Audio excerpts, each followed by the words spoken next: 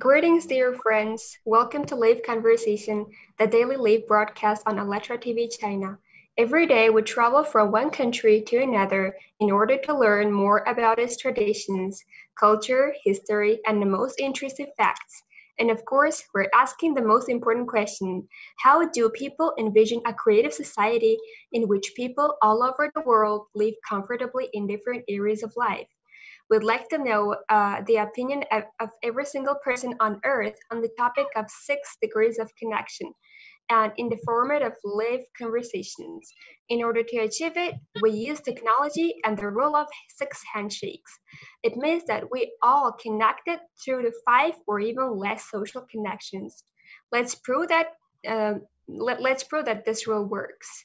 Today, our guest is Mr. Salvador from California, USA, and Ellen from Ukraine, and Konstantin, which is living in China, and my co-host is Victoria and me, Mahinur.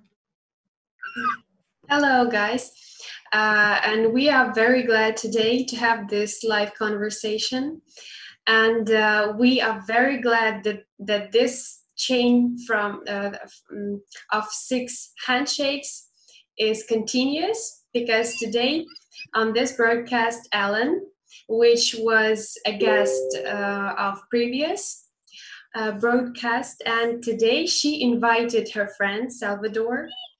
Hello, guys. Hello.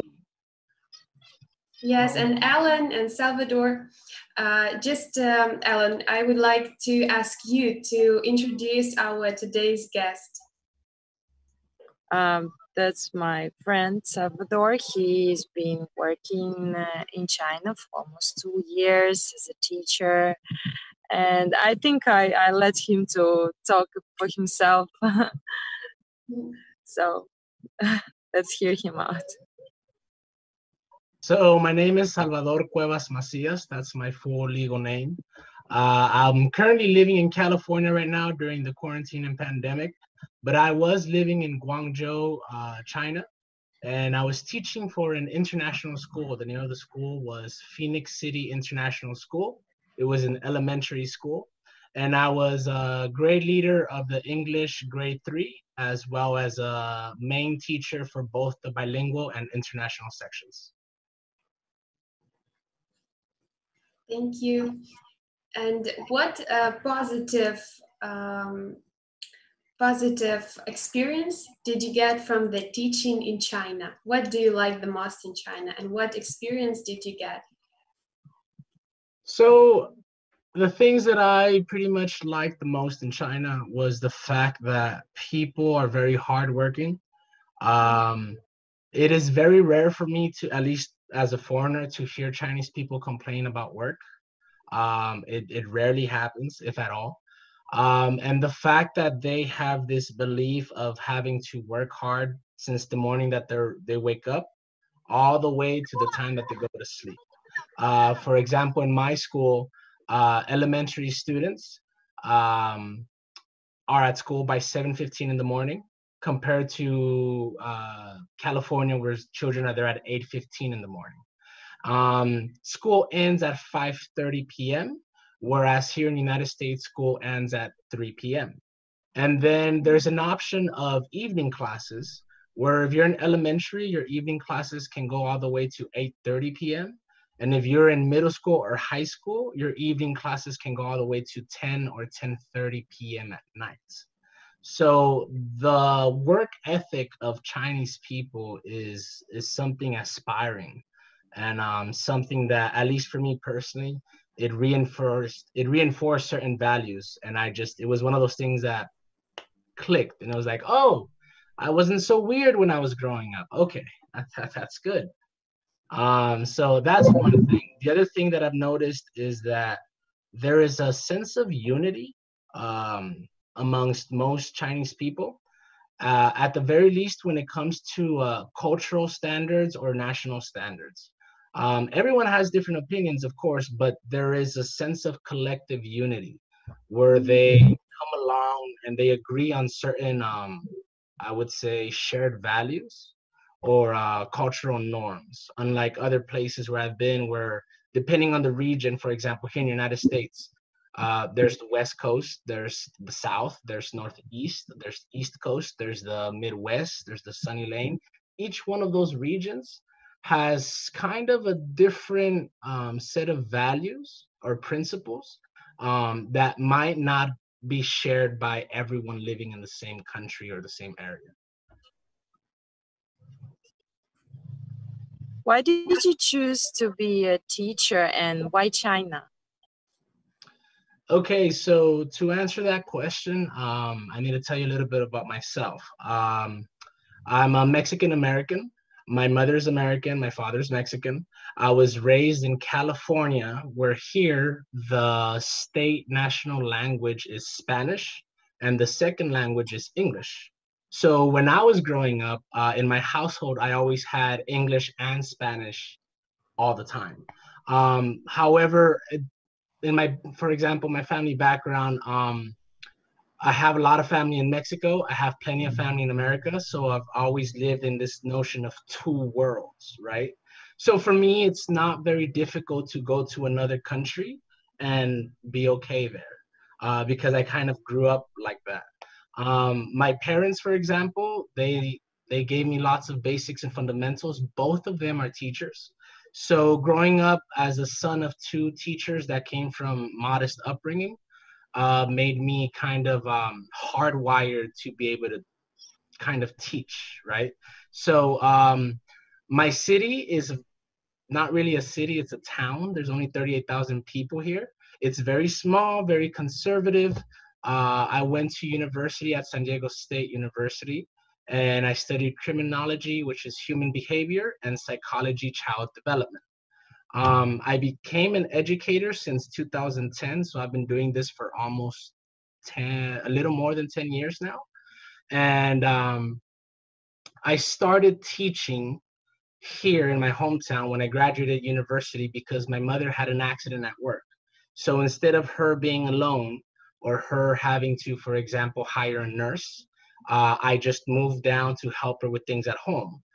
When I was here at home, there wasn't a job for what I had studied, but there was a lot of teaching positions.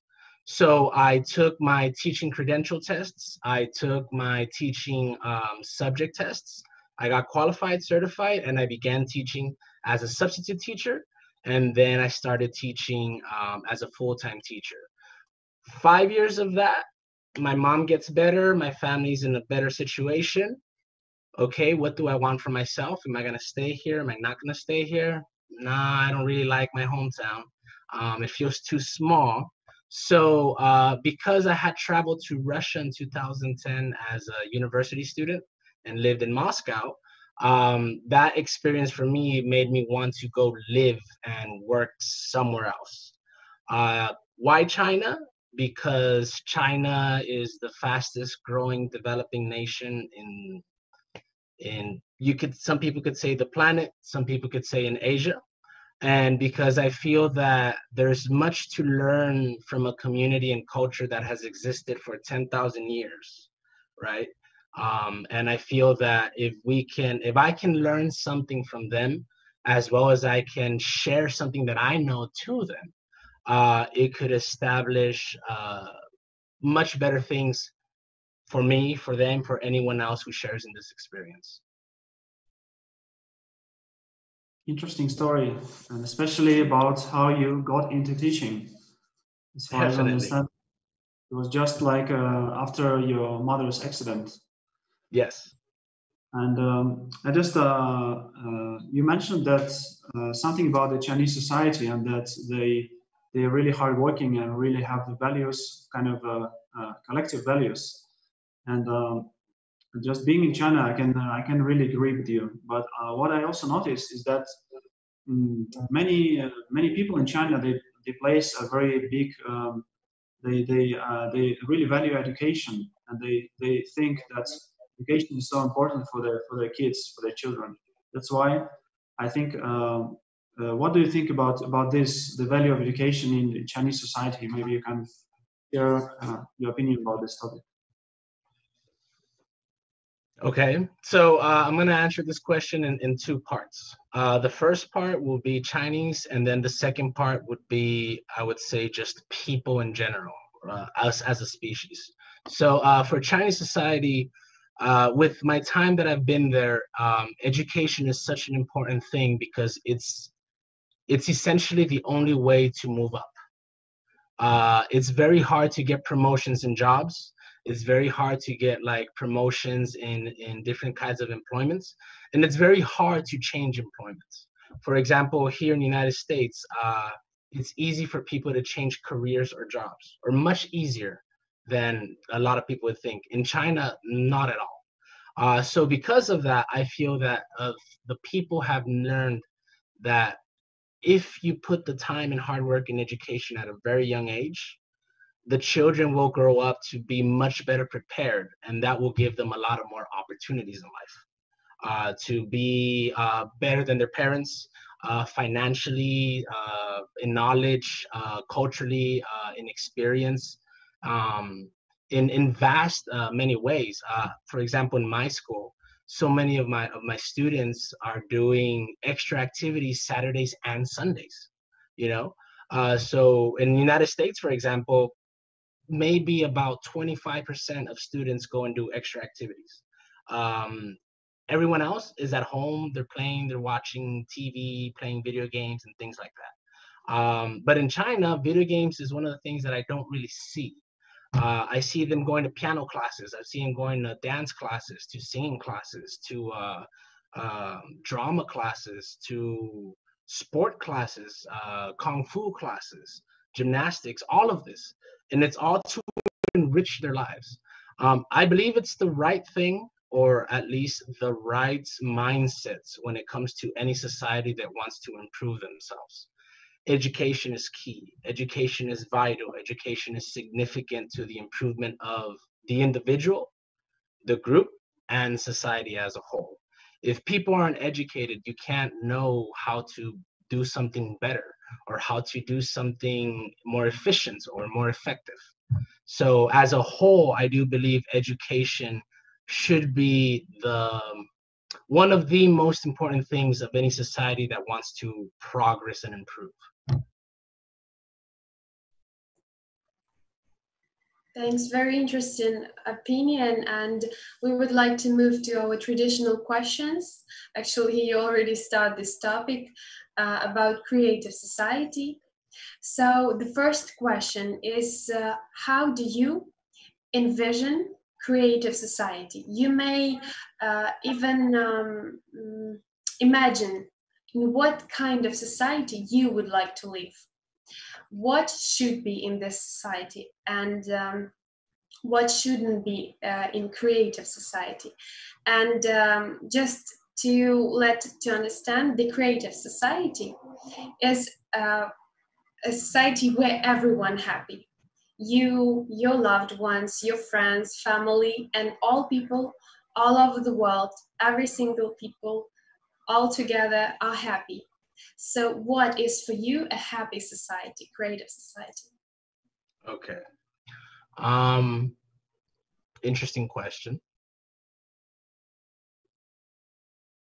Very well. First, I need to define what happiness means to me, because happiness might mean different things to different people. So for me, happiness starts with oneself. It starts with you progressing. When you're progressing in life, you feel happy.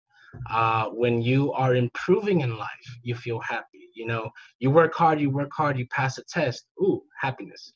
You work hard, you lose weight. Ooh, happiness. You work hard, you get a job. Happiness, right? But when we become stagnant, when we stop progressing, we either become content, which a lot of people mistake for happiness, or we become how would you say, complacent, in the sense that we start to relax. So for me, happiness involves contrast, moments of difficulty and moments of peacefulness. Without this, I don't think we can achieve full happiness. We can't be truly happy. I've met people that have everything in life. money, wealth, social status, education, everything. They don't seem to be happy though. And when I've asked them, why do you not feel happy? It's like, well, life is boring for me. I have everything that I could possibly want. What else is there? Right? Because, and I feel that that happens when you don't work for things, when you don't suffer through certain difficulties. So for me, a happy society is where people have opportunities to improve, have access to education, have access to essential needs, shelter, food, care and support, to an extent, money in the society that we live in. However, I do believe that the society that I would like to live in would not need any money. Money would become obsolete. In this sense, I do think that if you start from the basis of people, from humanitarian needs, and then move up from there, I do believe you can achieve a society where most of the people, if not all, are happy and are sustainable.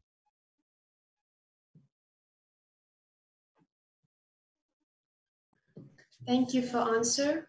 And how do you think, what shouldn't be in creative society? Okay, so one of those, as I mentioned, at the ultimate end would be money, or the concept of money, because I feel that most people are distorted or corrupted by the concept of money.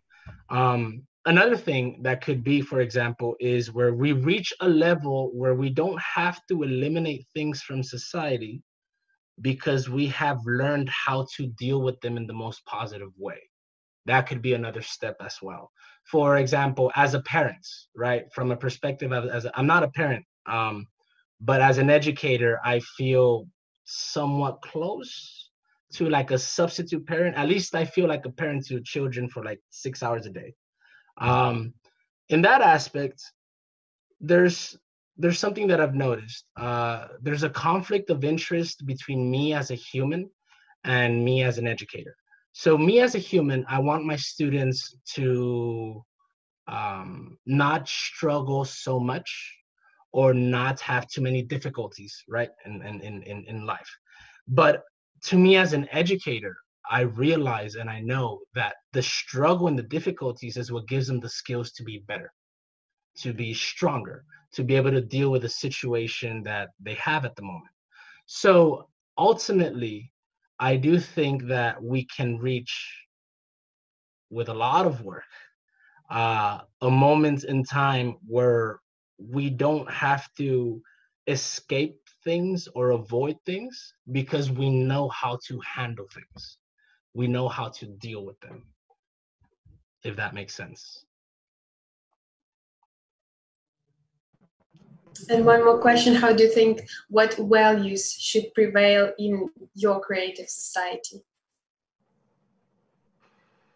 Oof, that's a difficult one.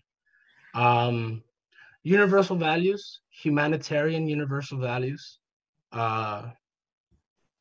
things that everyone, I believe, was taught as a child. Be kind, be nice, communicate, speak, share your thoughts, accept other people's thoughts, even though you might not like them or agree. It's not so much as to kind of say which values yes or not, but I think more of a, how do you feel, or how would you like to feel, and then just apply that to everyone else you meet, right? If I would like to feel care and support, then let me be caring and supportive to other people. I do believe that knowing is not enough. We have to take action. We have to engage. We have to do. Like right now, we're doing. Instead of just thinking and hoping and just, worrying and such. So I do believe that as far as values go, hard work, diligence, discipline, consistency, justice, uh, equitable opportunities, not necessarily equal, just equitable, um, And by that, I mean that, for example, you know, you're not going to demand a person who can't walk correctly or walk in a healthy way the same thing that a person who can, right? So equitable means based on who you are and what you're able to do. So yeah, all of that.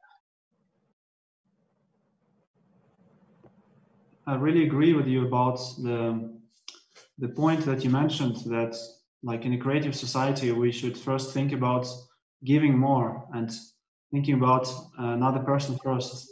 Because right now, unfortunately, many people are wired in the way that we are just egoistic in nature, right? So we first think about what we need and what we want. But it's, you know, simple things, but we quite often forget about thinking about the next person first and what does he or she needs. So maybe what can I give him or her first, rather than just what can I get from this situation or what can I get from this person. Yes, I had, for example, when I was young, when I was 13, I went to a motivational speaker to a ceremony, a university. My parents were at a workshop. We would go with them. Those were our family vacations, by the way. So we would go with them to the workshop for the weekend, and I would be the one who would tell my parents, "Can I go and listen to what you're doing?" And my parents would be like, "It's boring. Just stay in the room, watch cartoons, or read or something." And I would be like, "Well, I'm interested. What are you doing?" So I went to one of these workshops, and I remember that the speaker said, um, "It's not about what others can do for you. It's how you can improve others. It's not about how much you're able to benefit from today, but how much work you put in today so that you and others may benefit tomorrow." And that really stuck with me as a kid. Yes, I totally agree with what you said. And as we go back to the topic, to the happiness, right? When you start to give and care about others, only then you feel real happiness. Not like something that, oh, just happened, like some accident, like good accident. For example, you achieved something, but this is like another kind of happiness when you give to other, when you share, when you are like a giver. So like it's, for me, this is a creative society where every person care, where me care about society, and then when society cares, all society care about me, but it should be really pure careness, when Right. you honestly care. So this could build a very strong and very successful and very kind society of real humans, like good people. And our next question to you is about education. How do you envision education in this creative society? Because you've already mentioned that this is the basic things that should be in society. Yes. Though not everyone, even today, even with a huge strive for to be educated, right? Like many people don't have this opportunity. Or sometimes they need to work so hard to get money to get this education. So in today's consumer society, we like education is like a little bit like a business. So people, not all people could have this basic, simple things. And how do you envision it in creative society? Should it be free for everyone, basic things? And just, can you share your opinion? Thanks. Sure. So, from a psychological perspective, because that's one of the things that I studied, I can answer this question using someone else's words. Um, there was a famous psychiatrist by the name of Maslow, and he came up with a theory of self-actualization. And self-actualization basically means, what does a person need? What does a human being need to be the best it can be, to achieve its ultimate potential? And in answering this question, he figured out different stages of improvement, of development. And the first stage of improvement is what he calls, and what I refer to as fundamental needs. And it starts with food, shelter, safety, the sense of feeling safe, of not being in fear, financial access to resources, and to a certain extent, support, the feeling of support. Once you cover those needs, now a person can worry about things such as education, going to school and learning something, right? Because if I'm hungry all the time and my head hurts and my stomach hurts, how do you expect me to learn in class? So that being said, I do feel that in this society, the fundamental human needs are not something that you have to pay for, or that you have to, for example, even work for. This is something that's given to you to be able to start. Kind of like now, for example, I know that most countries, if a business wants to start, they give them help. They don't pay taxes, they give them support, they give them a special kind of like line of credit and things like that. Well, same thing should be applied to people. You have to give me the basic needs if you want me to be able to move up. So once you have those basic needs, then we can move on to education, where education should be accessible to everyone. Different kinds of education as well, not just academic, vocational, technical as well. Some people aren't very good at reading books. Some people are good at doing machinery or fixing things with their hands. So to be able to access all the different kinds of education and provide those, I do believe we can do that today if we don't focus on profits or money. So when it comes to a creative society and education, it's a must. If you don't have this, you cannot reach this type of society. It's impossible. You need to be able to provide it. Now, how do you handle it? It's not a business. It's a need. It's not an industry. It's something that's given, just like streets, just like lights, just like electricity or running water. Education is part of that package. Yes, and actually, I'm sorry, I forgot also medicine, education and medicine. What do you think about this field? For me, medicine starts with food. So who you are is what you eat. So if I can provide you with good food, healthy food, not pizza, not, instant noodles, or not like hamburgers all the time. If I can provide you with real food to start from there, we can save a lot of bills in medicine. We do not need pills and stuff like that. We start with food. From there, exercise. From there, sleep. After that, yes, medicine like surgery, cancer, things of that nature, I do not believe you should be indebted to that. I think you can maybe, work for it, become in a program where you give some kind of voluntary hours, where that supplements the money or so that was cost of your medical treatment. But I don't believe it should be a monetary thing, not at all. Thank you, Salvador. I want to ask you a question, actually, more about your experience in China, because as far as I know, you lived and you worked in Guangzhou, which is in the southern China, right? So I just want to ask you, maybe you can tell us about some interesting places in this city, and in general, what was your experience living there? And we can also ask our technical support to maybe show us some pictures from this beautiful city. Okay, so Guangzhou is one of the first tier cities of China, incredibly modernized, vastly huge. Before China, I thought cities like Los Angeles and San Francisco were big. They're small. They're not big. Guangzhou is massive. It's just 22 million people in this huge city. Now, because of the size, I live about 40 minutes away from the city center. For example, from the IFC building, which you can see right there, or the Canton Tower, I'm about 40 minutes of a drive from that area.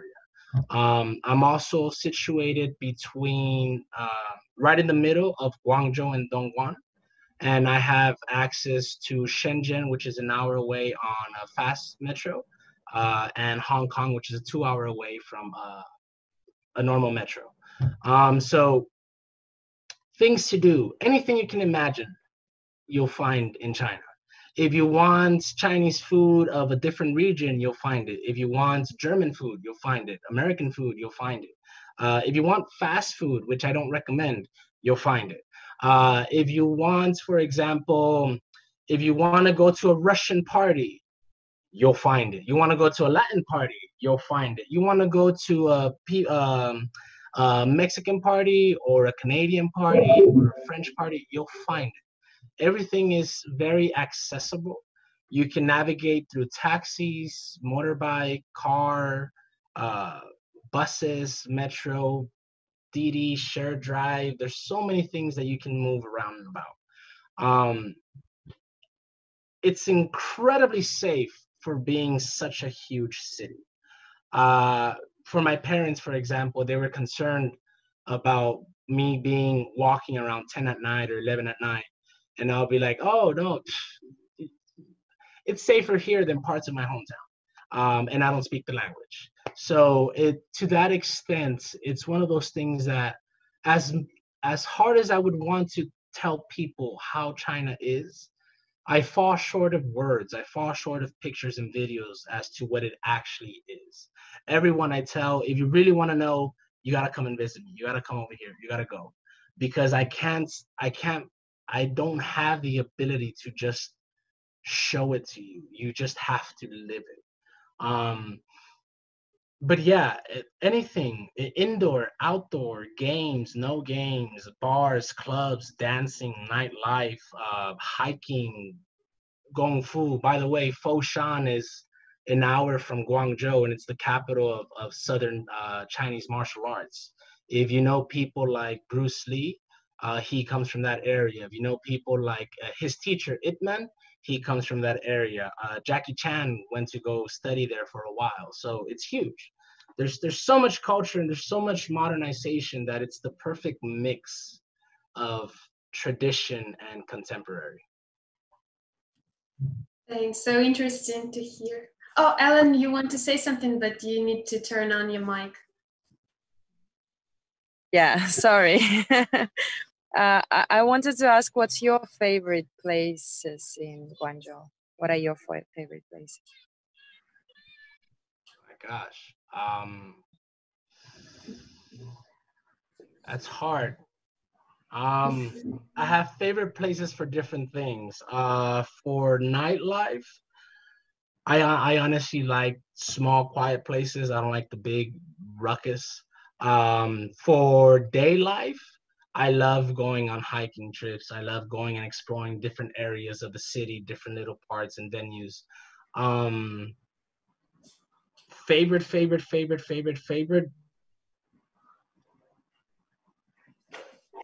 My gosh, I don't know. I have too many. I can't pinpoint it. I have too many, and they're all for different reasons and different things. Thanks. Very Thank you. interesting. Thank Yeah, it's you. true Very that interesting. you should be in China to see how beautiful country it is, and like it's like a fairy tale sometimes, because also the landscapes is so different sometimes, even in one city, even in one province, it could be so different and so beautiful. I totally agree with you. And thank you for your deep answer. If we go back to creative society, actually, like, totally agree with you, and I think it's really basic needs which we do not need work for, because if the purpose of our life to work to have all this, which is temporary, which is like, you know, it's basic. It should be in a normal society.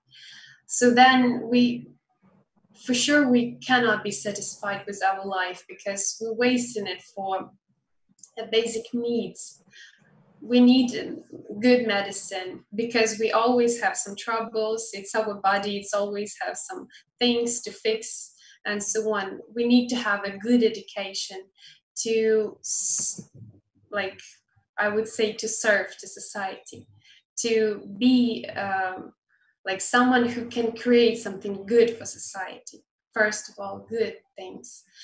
And I totally agree with your opinion. And what else we would like to ask you is, I can see something on the screen.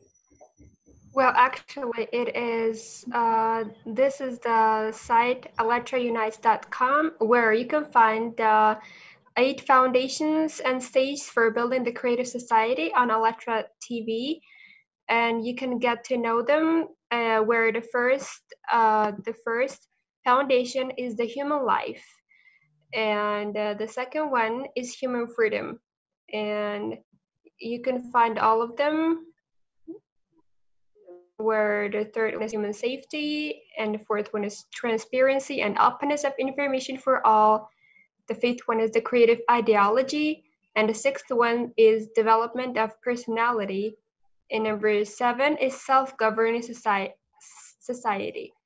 And yeah, you can get to know them closer by just like searching on internet this website, ALLATRAunites.com. And the stages of building the creative society, the first one is actually to inform the humanity, like every single person around the world.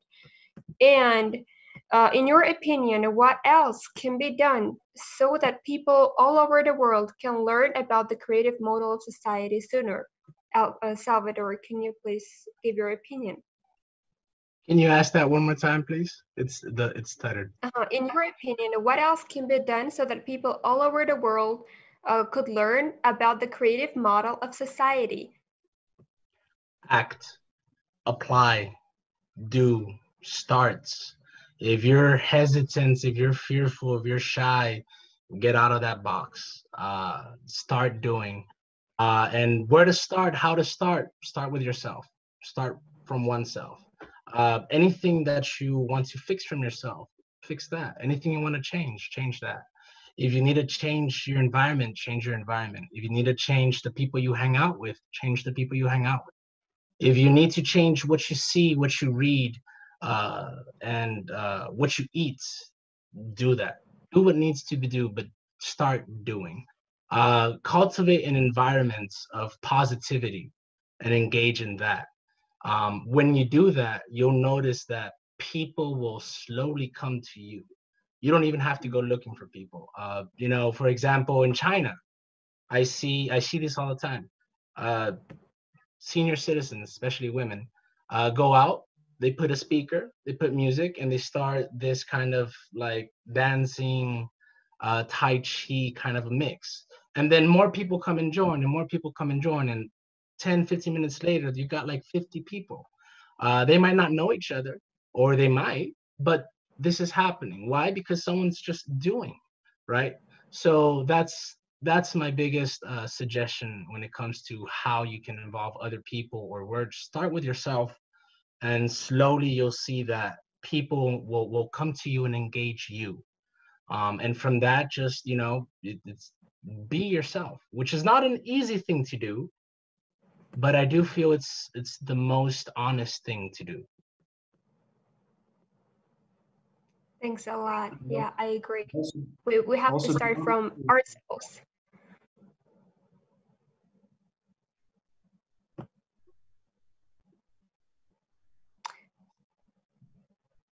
And okay, guys, and one more question. I would like to ask about the work conditions in creative society. we would like to ask, would you like to live in society where you can work only 4 hours per day, 4 days in a week? So you could have more time to work on yourself, to be socially active. But it doesn't mean that you're getting less money, you're getting paid less, but you're getting paid probably the same amount or even more, because you're working like quality working, 4 hours a day and 4 days a week.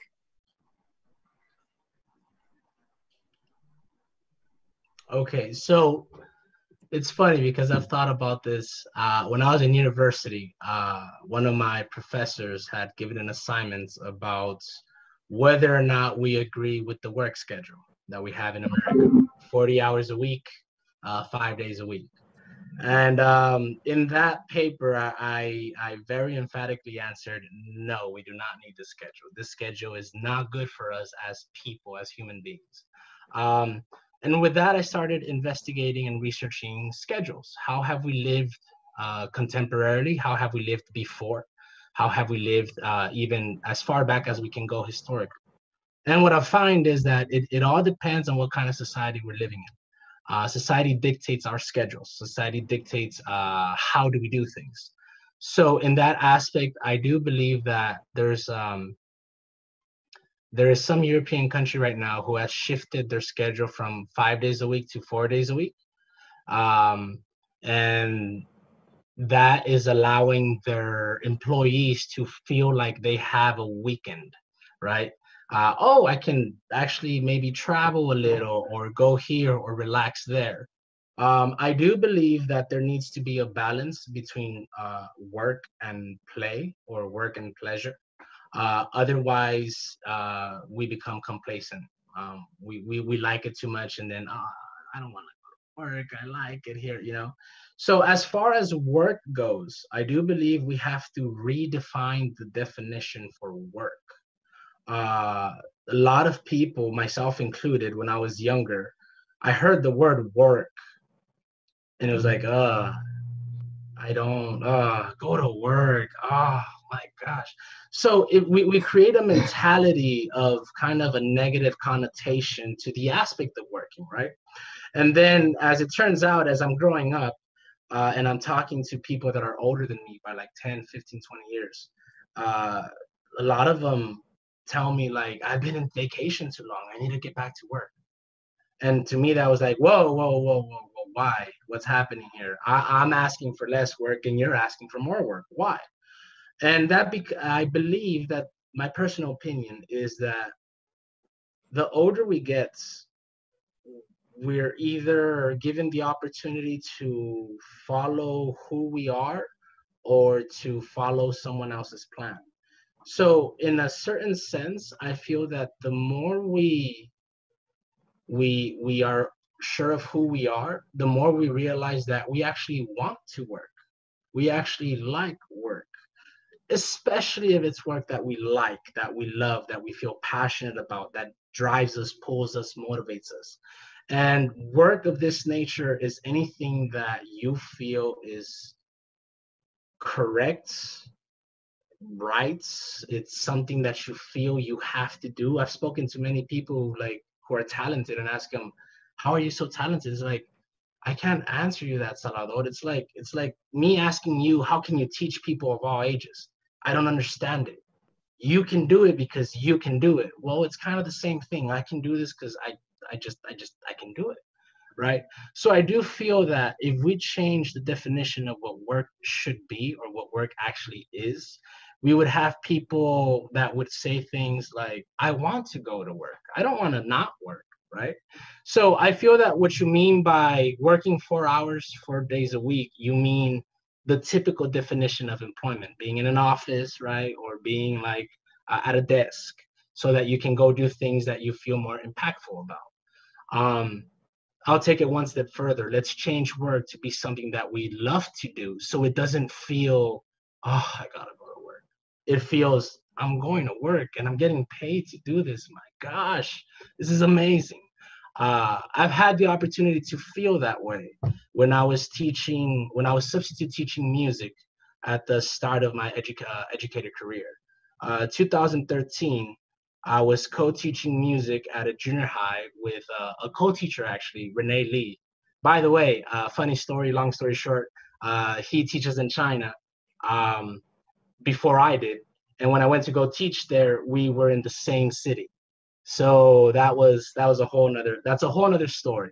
But yeah, working as a music teacher, I can honestly tell you that I would go to sleep and I would tell my friends, no, I'm not going to the bar. No, I'm not going to the club. Why not? Because I want to wake up for work. What? You're crazy. Like, no, you don't understand. I'm getting paid to go teach music, to be around music. It's the best feeling you can feel. I would wake up, let's go to work. Yes. So I believe if we can all feel that way to what it is that we're doing for a living, we would have a much more impactful and creative society.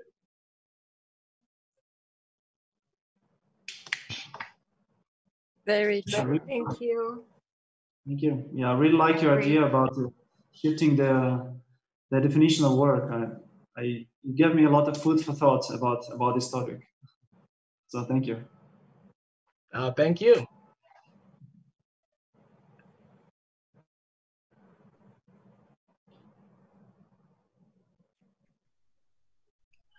I have a couple questions for any of you to answer, actually.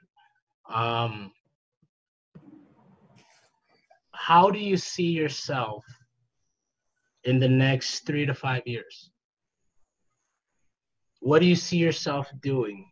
Or how do you see yourself developing yourself and create a society in the next 3 to 5 years? A very interesting question. It's a typical question of some kind of job interview, right? Kind of. But you know, when you ask this question, I just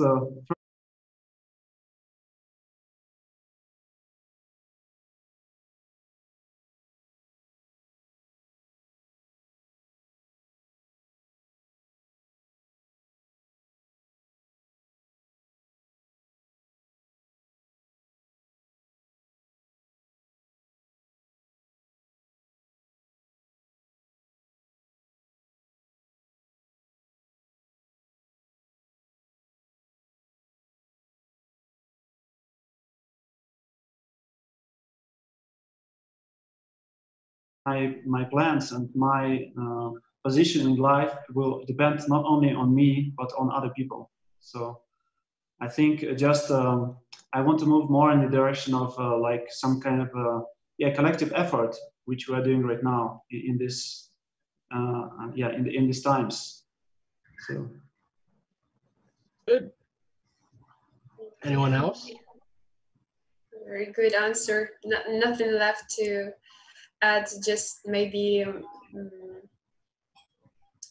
I hope that in a short period of time we can really continue this chain of handshakes, of 6 handshakes, as Alan did to you, and so on and so on.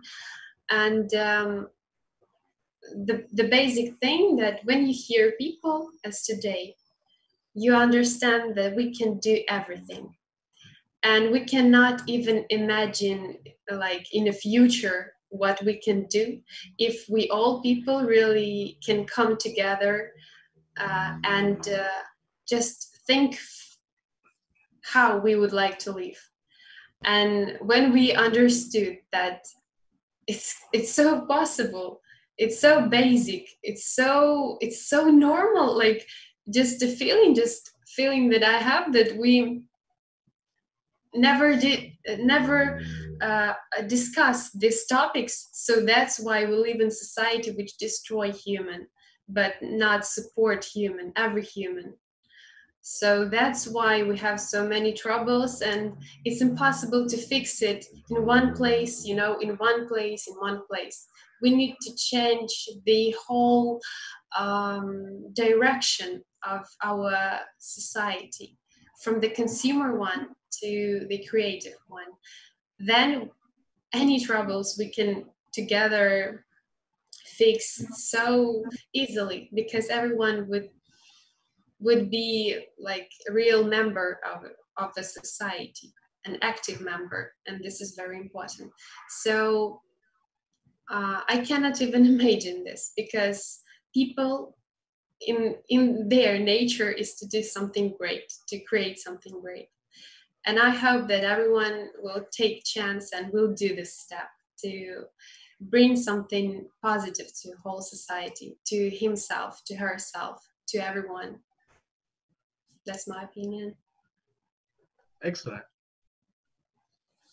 Yes, I really agree. And I think that now, as we are speaking, and maybe we are approaching to the end of our broadcast, maybe I can use this moment to say that if you want to join the project of Creative Society, you can always join by visiting the website allatranice.com.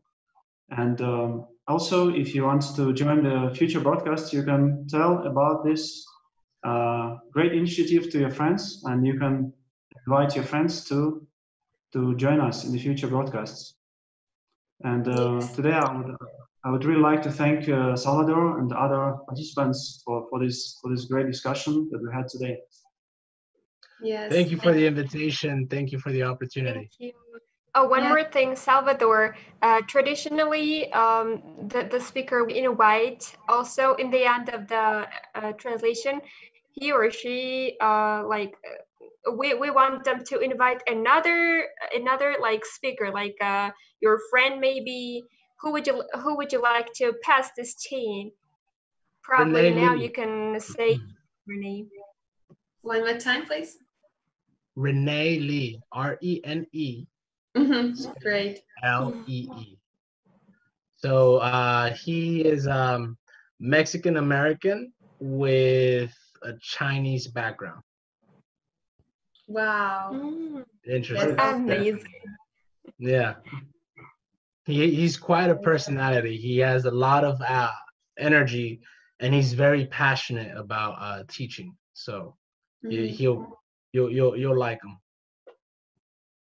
Great. And actually this also teaching chain also is continuing because Alan, you so nice. Yeah, thank you so much for this broadcast, and see you so soon. Thank you. Thank you. Thank you, everyone. You.